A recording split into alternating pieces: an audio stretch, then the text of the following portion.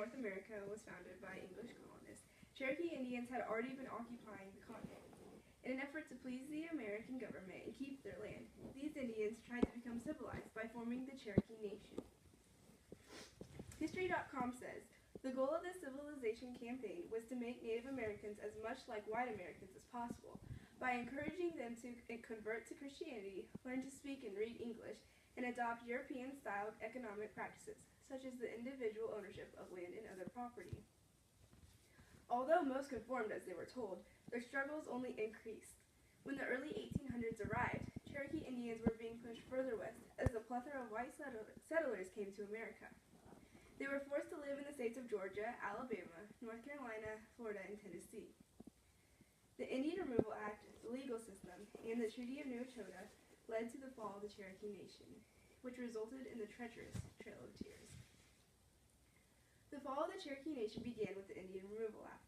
President Andrew Jackson had always been a big proponent of Western expansion, and he never seemed to care that it would involve forcing Indians out of their homeland.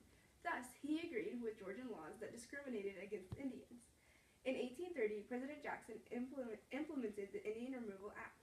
The act stated that the Cherokee Nation would be moved by force to the west side of the Mississippi River.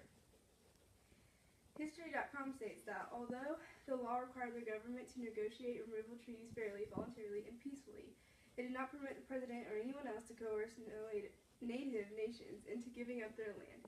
However, Jackson and his government frequently ignored the letter of the law and forced Native Americans to vacate lands they had lived on for generations. This act was key in the destruction of the Cherokee Nation because of the many years the Cherokee had spent creating it. Not long after these accomplishments, gold was discovered in northern Georgia, and the settlers wanted to push the Indians even further west. Obviously frustrated, the Cherokee Nation decided the best thing for its people was to take their issues to court. Regardless, the plunge of the Cherokee Nation continued as the Indians tried to fight the Indian Removal Act. In reaction to the Indian Removal Act, the Cherokee Nation pushed their case upon the legal system in two different appearances.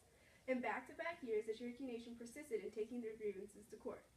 The Indians fought laws enacted by the state of Georgia in an effort to eventually repeal Jackson's Act. In 1831, the Cherokee Nation first appeared in the Supreme Court through the case Cherokee Nation versus Georgia. The original goal was to prove that Georgia's laws were illegal by claiming their land already given right to their freedoms and land. However, before the Cherokee government even had a chance to be heard, Chief Justice John Marshall of the Supreme Court ruled that the court had no jurisdiction to hear such a case. He ruled that even though the Cherokee Nation was an independent one, it was not an independent foreign nation. Therefore, the court could not have any say in the matter. Though feeling a bit hopeless, the Cherokee Nation pressed on and tried again in a second appearance. In 1832, the Cherokee Nation found a way to make sure their grievances were heard before the Supreme Court. Georgia's laws required that any non-Indian without licensure was not allowed on Indian territory.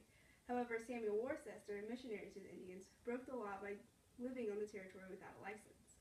Because of this, he was arrested, but fought for the Cherokee by taking his case to the Supreme Court. This time, the court would be able to have a ruling on such a case, giving the Cherokee a glimmer of hope. Laws.com states that Chief Justice John Marshall believed that the state government of Georgia did not have the power to enforce a law within the lands that were not within the jurisdiction of the state. The Supreme Court of the United States ruled in favor of Worcester because they found that the state violated his 14th Amendment rights. The 14th Amendment does not allow any government in the United States from blocking a citizen's right to pursue life, liberty, and happiness. As a result, the state of Georgia could no longer interfere with the Cherokee Nation. It was found that the nation had the capability to govern itself on its own. Therefore, only the federal government could interfere if necessary. Because they were ecstatic they had finally been heard, the Indians waited for Georgia to stop enforcing their laws. However, President Jackson did not feel the same way. He planned to carry out the Indian Removal Act, no matter the verdict. He then chose not to send any military to stop the Cherokee from being forcibly removed. Due to division among the Indians about what to do, the Cherokee Nation took an even bigger blow. Failed attempts at the legal system resulted in the Cherokee Nation falling apart completely at the Treaty of New Echota. The American government began to find a way to justify the harsh Indian Removal Act. They soon came up with the Treaty of New Echota.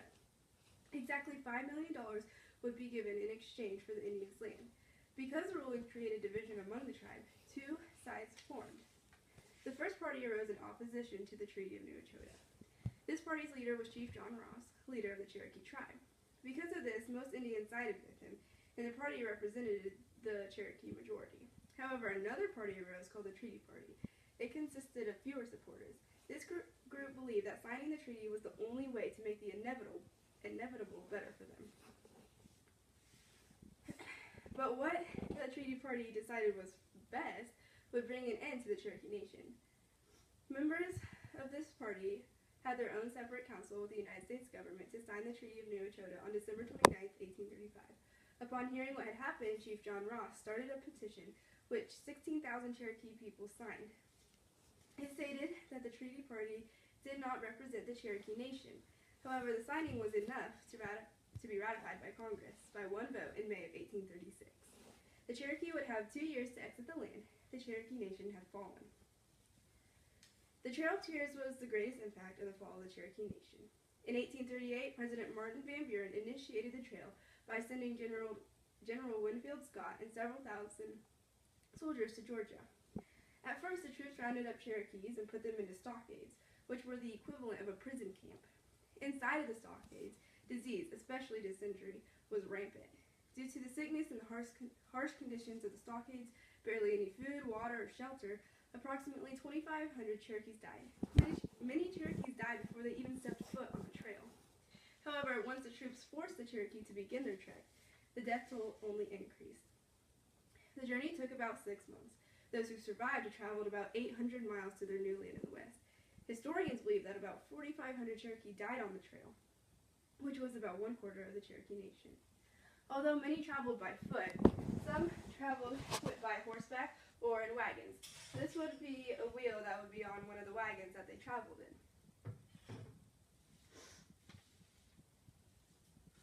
Through the Indian Removal Act, the legal system, and the Treaty of New Echota, the fall of the Cherokee Nation resulted in the treacherous Trail of Tears. Even a Georgian soldier on the Trail of Tears understood this atrocity. I fought through the war between the states and have seen many men shot, but the Cherokee removal was the cruelest work I ever knew. Thank you.